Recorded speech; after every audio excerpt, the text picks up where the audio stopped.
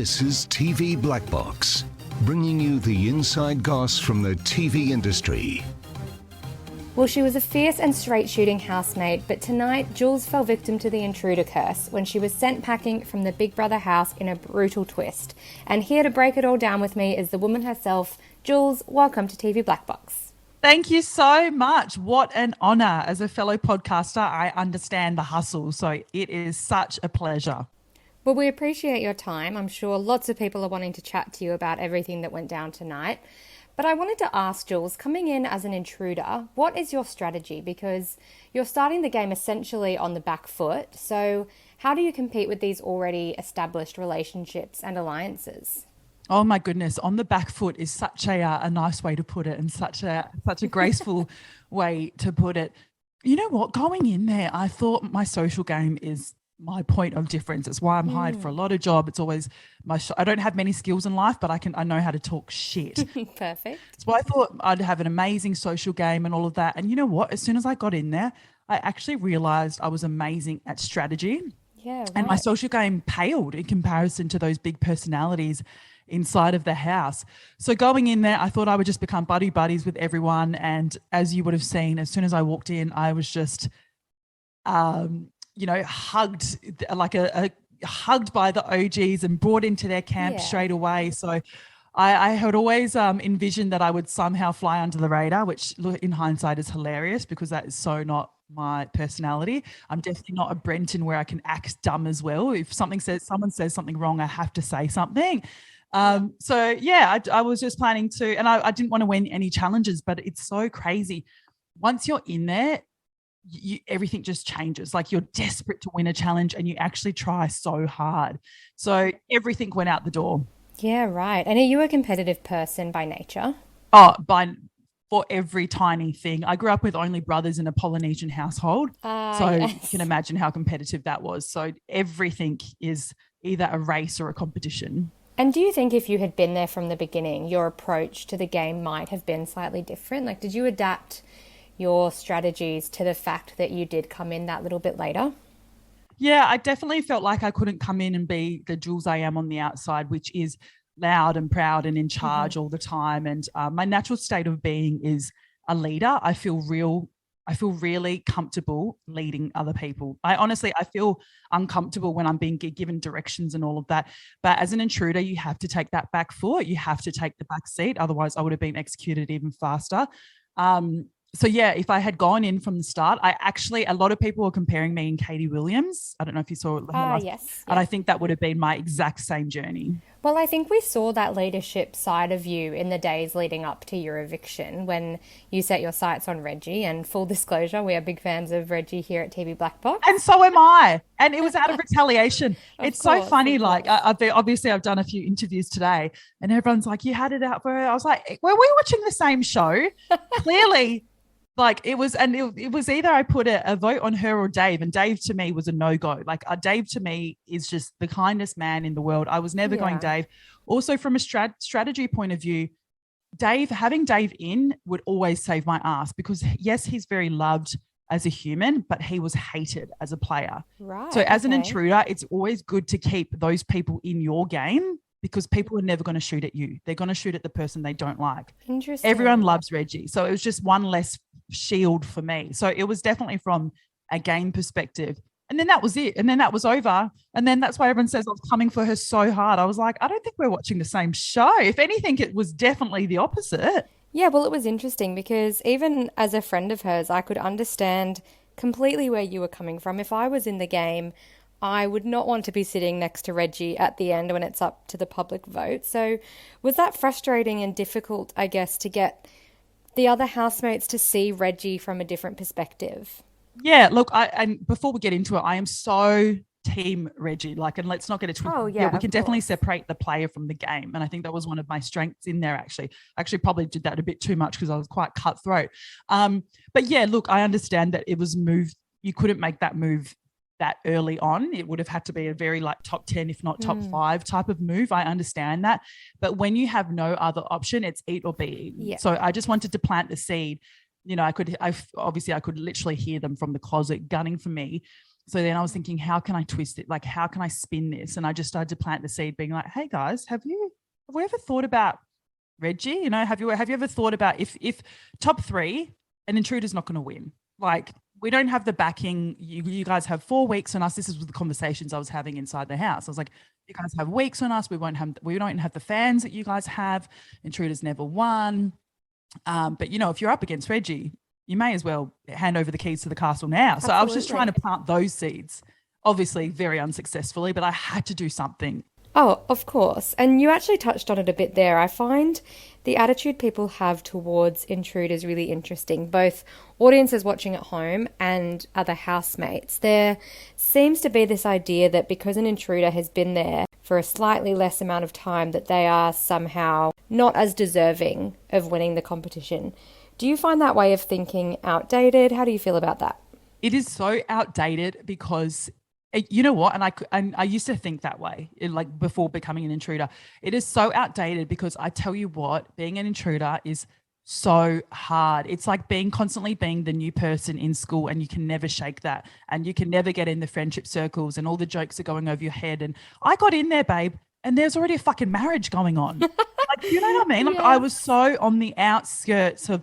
Everyone had their little handshake. Everyone, like, no one knew my name until like the second week. I was just intruder B, you know, the girl intruder. I was fighting for my life like every day. And on top of, and then you kind of start to lose yourself, because I'm like, well, I guess, well, that's the beauty of the house. It's like, well, who am I? If without everything, take away the bottomless brunch that Jules loves and take away her friends and everything, like, who am I and what type of person I am I? So you start to get really like, in your head. It's such a lonely, honestly, even though I was sleeping next to 20 people at night, it is such a lonely experience. And that's coming from the most extrovert.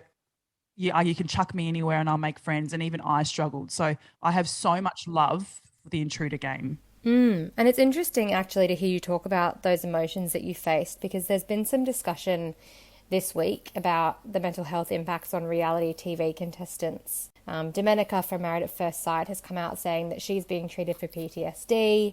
So from your experience and from facing these emotions that you just spoke about, does there need to be more support for people during and after these shows? The only thing, I was actually quite shocked at how much they give me too much support. I'm booked and busy, bitch. Like, I can't be on the phone to the psych every day. Honestly, they give me too much support, but there's definitely, I'm all for it. I'm very lucky in the fact that I don't suffer from any mental health issues. I'm just knocking on wood, listeners.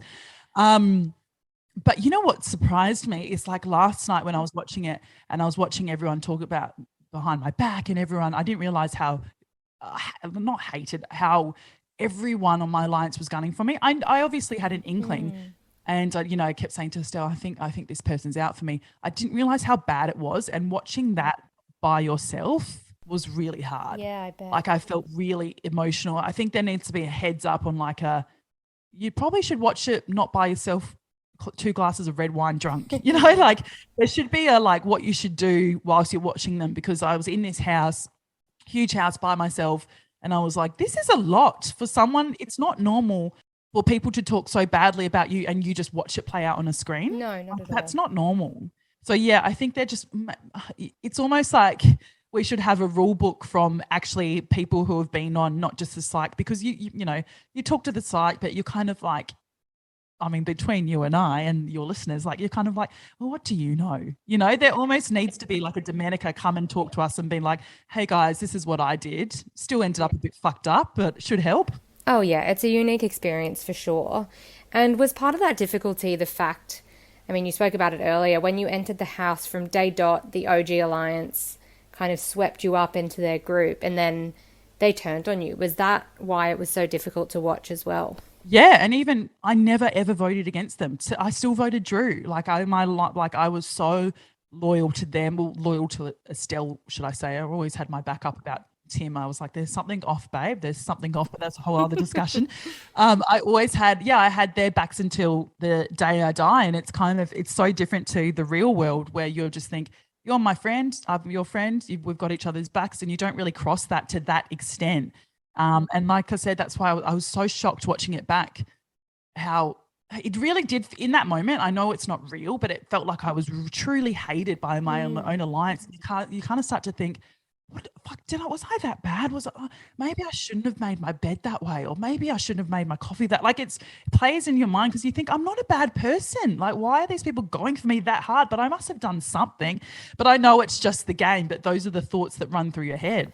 And you're right, it is a game at the end of the day, and a common conversation this season related to what you were just saying is this dichotomy between playing a head game and a heart game. I actually wanted to get your thoughts on that, especially as a close friend of Estelle's. We've seen both on the show and online since filming Wrapped.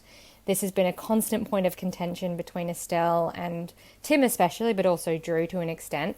Is it possible and realistic in that environment to be playing a game led by your heart, as Estelle claims to be?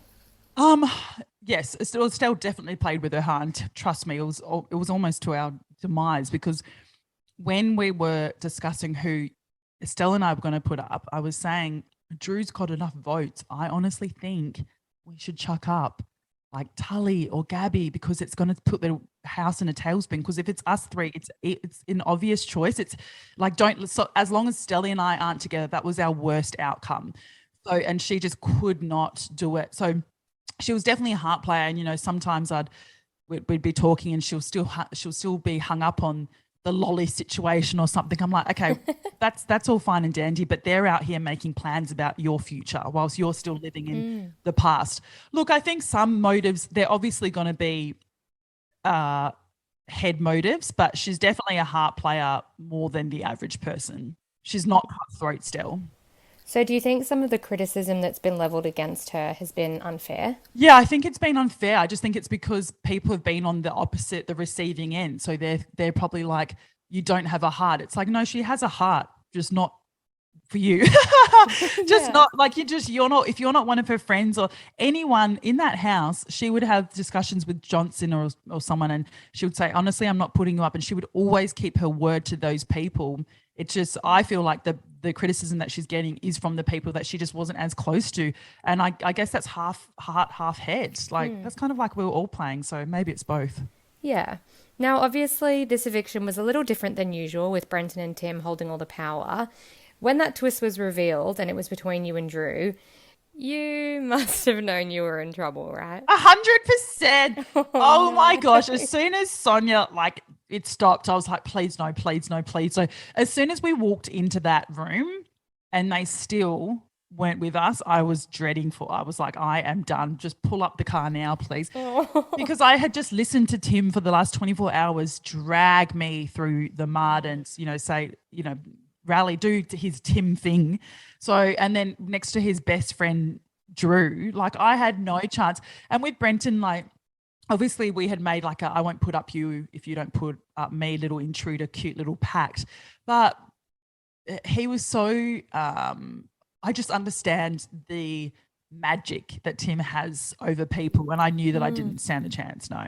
I mean, it would have been a really good story if it was so close, but I don't think it was. Yeah, and had it been a regular eviction, do you think you had the numbers to make it through? Because from a viewer's perspective, it did seem very, very close. I actually had completely forgotten that Tully was the one to put me up until watching it back.